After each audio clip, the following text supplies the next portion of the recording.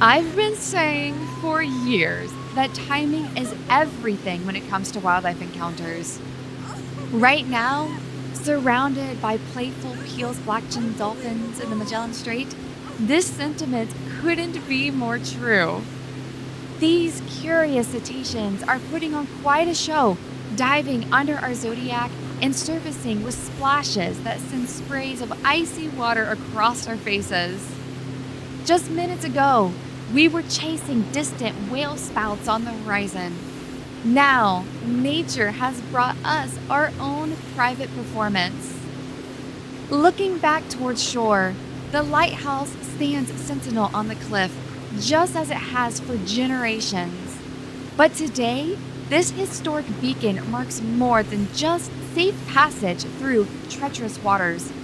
It's about to become part of Chile's newest national park.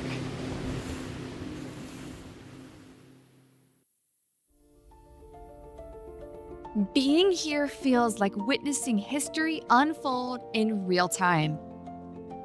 This is Cape Froward, where the Pacific and Atlantic Oceans meet and where a new chapter in conservation is being written.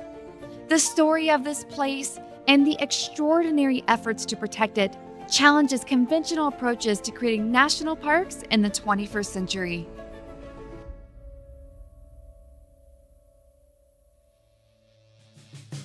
Welcome back to Rewildology. I'm Brooke Mitchell, and today we're at the very edge of the continent in Punta Arenas, where the road south quite literally ends at a gate, marking the boundary of what will soon become one of Chile's newest national parks.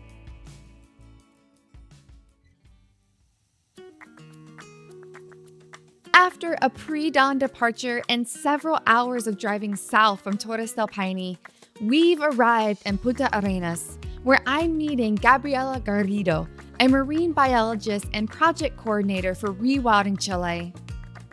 Born and raised in Punta Arenas, Gabby isn't just helping create a new national park. She's helping reshape the future of her hometown. I hop into her truck and we start the almost hour-long drive to the entrance of the soon-to-be Cape Froward National Park. Along the way, Gabby teaches me about the area. Because there's clearly a lot of European influence on Punta Arenas. So Yes. was it like a mixture of Europeans that came, or was it like mostly Swiss, or? Mostly Croatians, British, Spanish, a little bit, but mostly Croatian and British, and from Chile, people from Chiloé. But the British were the ones that developed all the first big economies.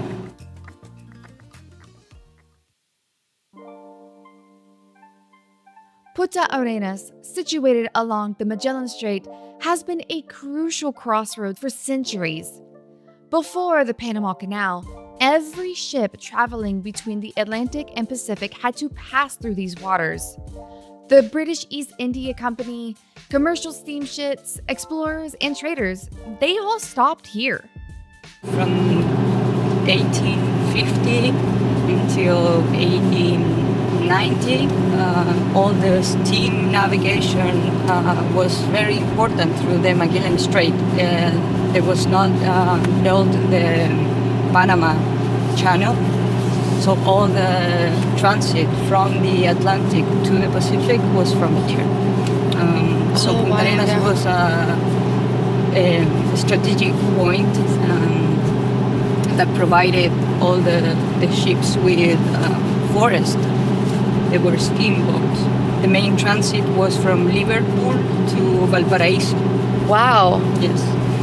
So here the main activities were the farming, the sheep farming industry, run mainly by the British, and they produced all type of products from meat until used canned livers, everything that got exported to England until 1915, and then started to decrease.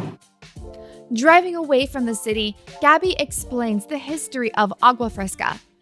The area began with just a few houses and was once a cooperative farmland from the 1930s until the 1960s.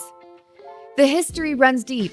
Croatian immigrants, British traders, workers from the island of Chiloé, all drawn by the promise of sheep farming and the strategic importance of the strait. This area, it's called Agua Fresca. It started with just a couple of houses in the past. It was a cooperative, like a group of farmland. Oh, okay, yeah. Yes. Imposed by the government. I'm talking about from the 30s until the 60s. And then they spread and they started to sell. And now from the past 5 years, it has grown.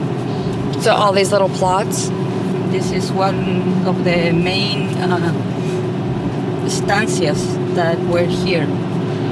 This was actually a hotel, from the 1905. Wow. Established. So like 120 years ago. Dang. By the Swiss.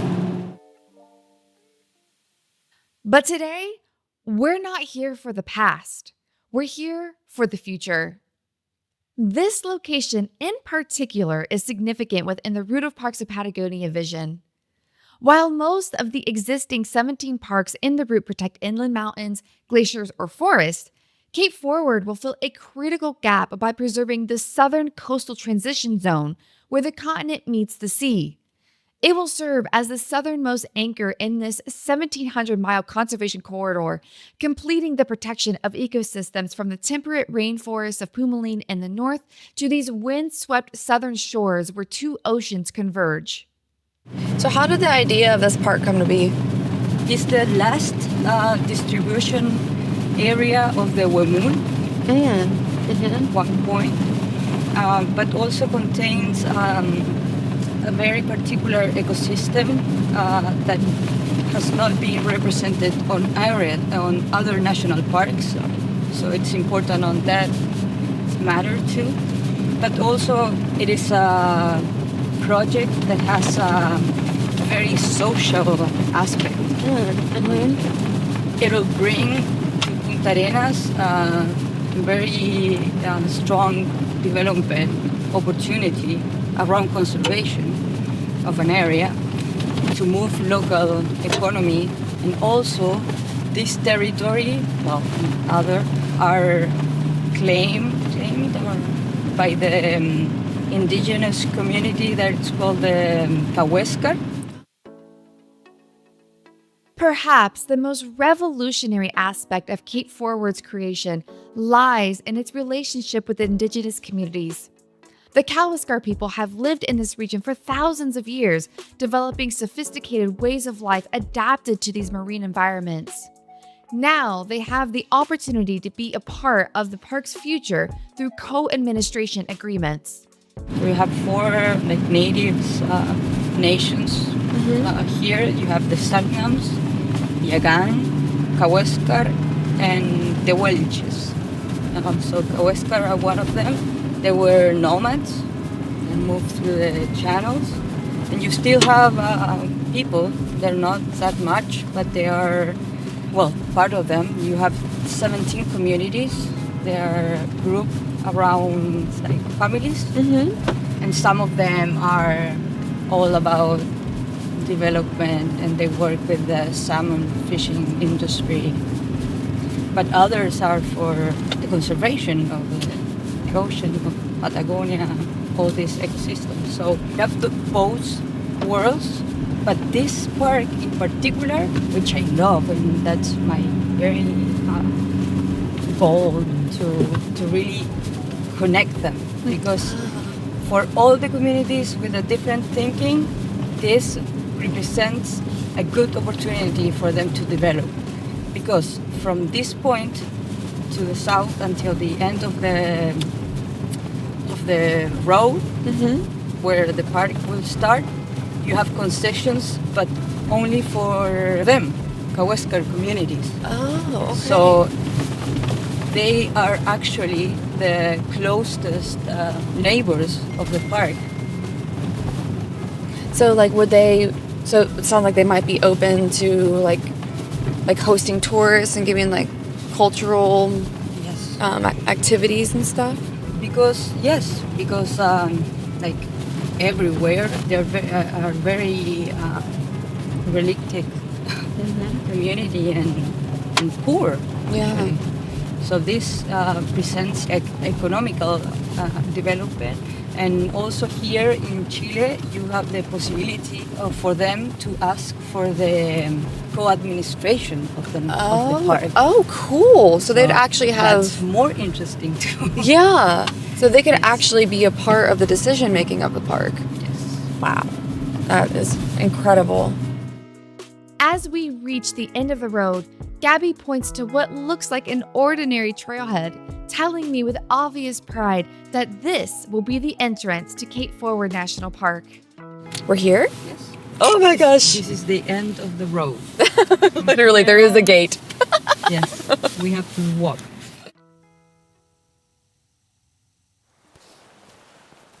The moment we step onto the beach, I understand why this place is so special. To our left, the Magellan Strait stretches towards the Pacific. To our right, it reaches toward the Atlantic. Directly ahead, waves crash against the shoreline where these two great oceans meet. Above us, black-browed albatrosses soar on the legendary winds of Patagonia, while pairs of kelp geese, the males bright white, the females camouflaged in deep brown, patrol the tide line. I love all the shells and all of the rocks. Because even here, there's so much to see. The algae and all these plants, all the birds. I can only imagine what it's like underwater. The collision of two oceans has created something extraordinary. A living laboratory where marine and terrestrial ecosystems blend together in ways that scientists are still trying to understand. We have regular scientific expeditions to recognize the whole area, coastal area. The foundation recently hired a marine program director. So there's a big compromise to getting to that line. And not also here in Magallanes, but through the whole route of the park. To get people to understand that everything is connected, you know? If you to take even just the kelp forest line, it's a couple of 100 meters, it is very important because it's on these transitions from the kelp forest to this forest where you have the most diversity, species diversity. It's called the ecotone. So that's environmental concept that it hasn't been really recognized by the authorities. So we're involved in that. Soon, this remarkable convergence of land and sea will become one of the newest additions to Chile's route of parks of Patagonia.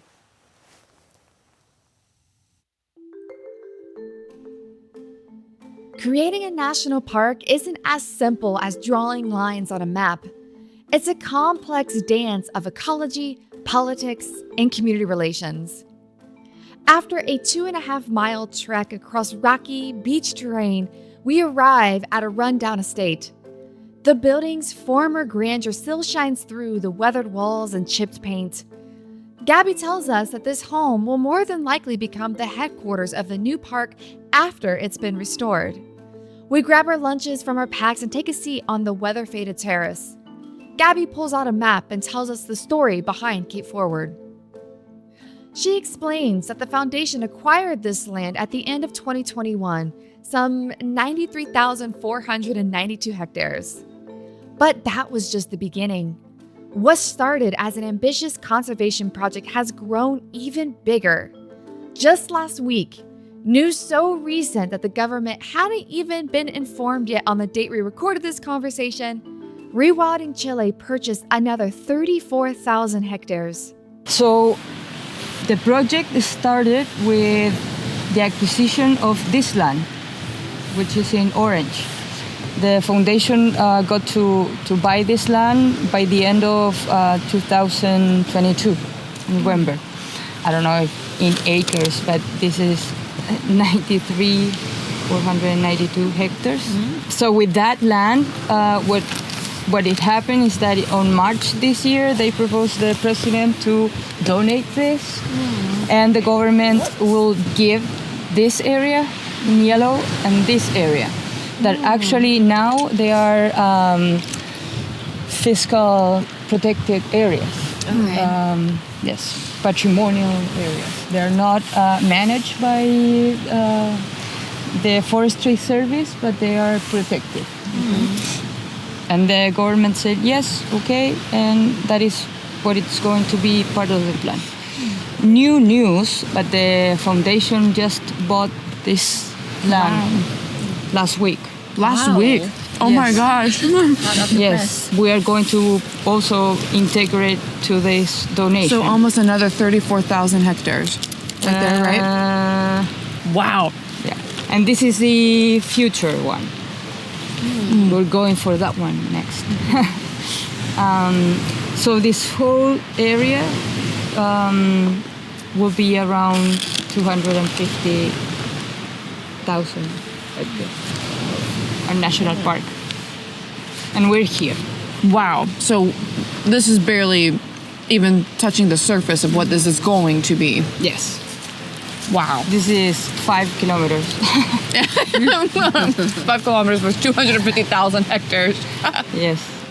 But the numbers only tell part of the story. Cape Froward represents a revolutionary approach to conservation in Chile. Rewilding Chile is actively preparing this land to be donated to the government, the same model used successfully with other parks along the route of parks. Unlike traditional protection, which often focuses on single ecosystems, this park will protect the crucial transition zone where Patagonia's mountains meet the sea, creating a continuous chain of life from mountaintop to seafloor. This approach acknowledges what indigenous communities have always known. In nature, there are no boundaries between land and sea. There was the plan to date marine protected area associated with the terrestrial part, but the president at that time said no. Why not? Because the political moment right now in Magallanes is not really in favor of it. For the past 2 years, there has been a big conflict between salmon industry and protected areas in general. There's another conflict, all the pandemic, so there's a social aspect. And also the artisanal fishermen are not really up to it because they say it intervenes with their liberty to fish anywhere. That is partly true, but they are very linked to the salmon farming industry because they provide services when they are not fishing on the fishing season.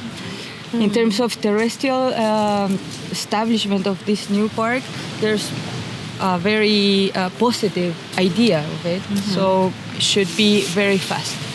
But we are still doing research on all this area, mainly associated to the kelp forest and a blue carbon sequestry from the CO2. Like sequestration? Yes. Doing that type of research, biodiversity and other aspects, because we are going to insist on that, but not for now. First, the terrestrial park. The process of transforming private land into a national park requires meticulous preparation. Rewilding Chile's team is mapping habitats, documenting wildlife, developing trail systems, and planning essential infrastructure that will eventually serve park visitors while minimizing ecological impact. This multi-year endeavor follows the successful model used throughout the route of parks, where private conservation initiatives ultimately become permanent public protected areas. The process of creating a park has different community aspects. So they have to do an indigenous consult first, and then a citizen open consult, and then to create the park. So that is a long process. It will take around 3 months. And then, so we're hoping to have the park by the end of this year. Our first plan was to have the park by March 2026, by the end of this government period. But this government wants to do it quicker. It's a good idea. It's a good thing. But that put us on a position that we are going to be working inside the park in order to develop all the infrastructure, because the compromise of the foundation is to donate a completely functional park. Not only the land, we are also going to invest into making better trails from here, what we just did, but also to all the way to Cape Froward, which is a very difficult now trekking. So it'll take you to do this from where we started to Cape Froward and back 5 days. Wow. If you're fast. So developing also camping areas, rangers, stations, an entrance, interpretative center, all of that. So we're going to be working the next 2 years on that too, after the park is already accepted. Yes. How exciting. Watching the birth of a park. Yeah. The lighthouse ahead of us symbolizes not just safe passage through dangerous waters, but a beacon of hope for a new kind of relationship between humans and the wild places we depend on. As Gabby leads us toward the historic structure, we're about to discover how the terrestrial protection we've been discussing connects to an even greater challenge: the conservation of the marine world that surrounds us.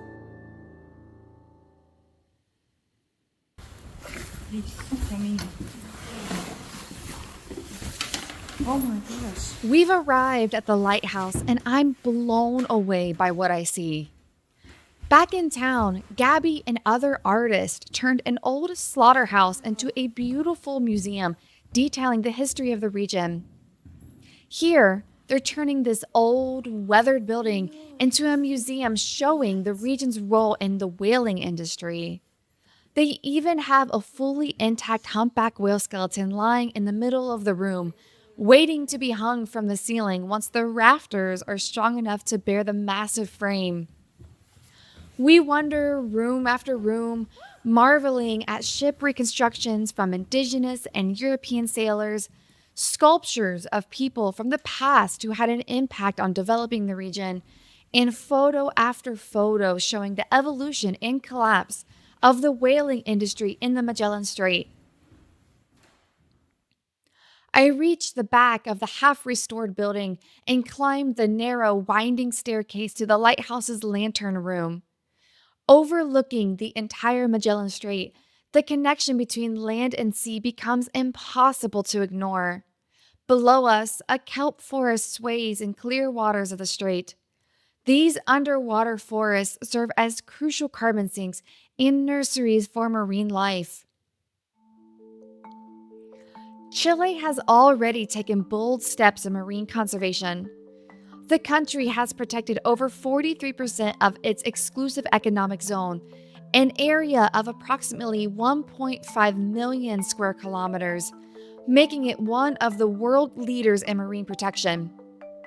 In 2023, Chile reorganized its protected areas system through the creation of SBAP, which stands for Biodiversity and Protected Areas Service, bringing marine and terrestrial protection under the same administrative umbrella, recognizing that these ecosystems don't exist in isolation. with land affecting sea and vice versa. The massive Juan Fernandez and Nazca Desventuradas marine parks demonstrate Chile's commitment to ocean conservation. But most of these protected areas are far offshore rather than along the coastal areas where human activities and ecosystems most intensively interact. Yet, with all of these wins, significant challenges remain.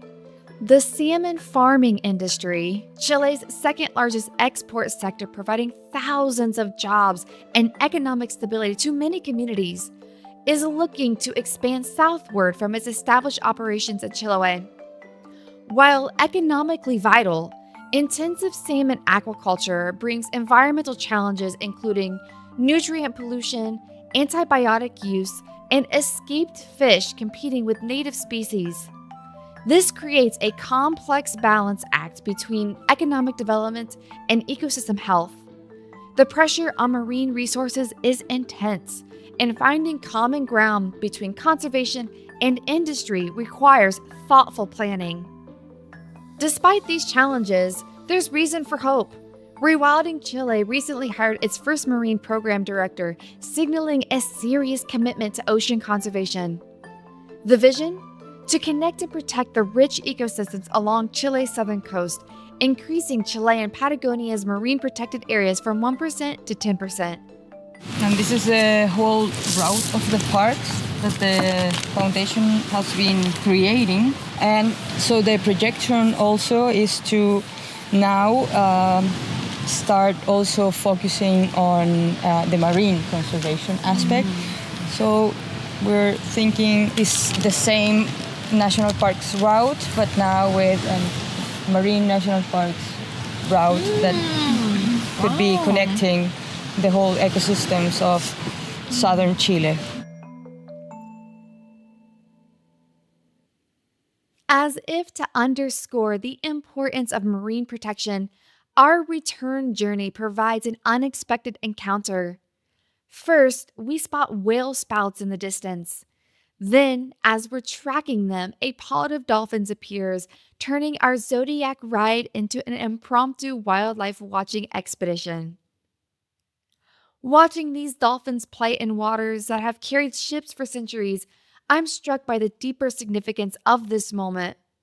The Magellan Strait has long been a highway for human ambition, but it's also a vital artery of life, where nutrients and creatures flow between two oceans, sustaining everything from microscopic krill to the great whales we glimpsed earlier. Protecting these waters means preserving one of Earth's great ecological crossroads.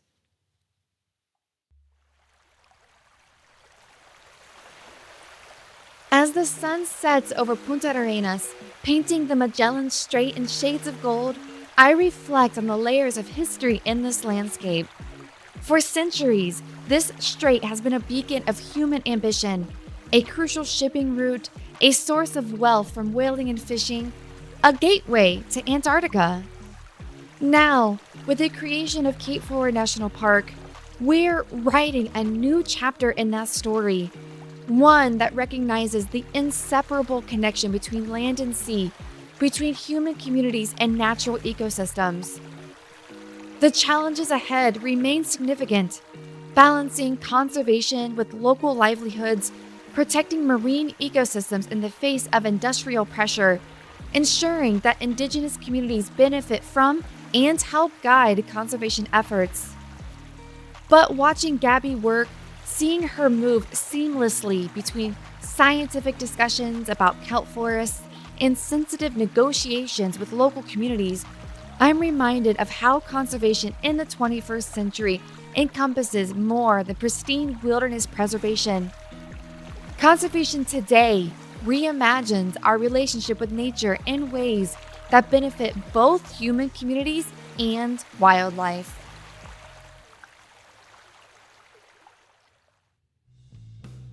Next time on Rewildology, we'll move north to Chile's Lake District to explore the often overlooked wetland ecosystems that form the northern gateway to the route of parks. We'll join the dedicated team at Fundación Legado Chile in their quest to protect the endangered river otter and discover why these critical wetlands may hold the key to Chile's environmental future.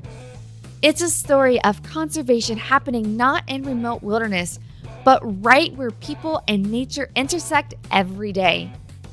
Until then, I'm Brooke Mitchell, and this has been another adventure on the rooted parks of Patagonia.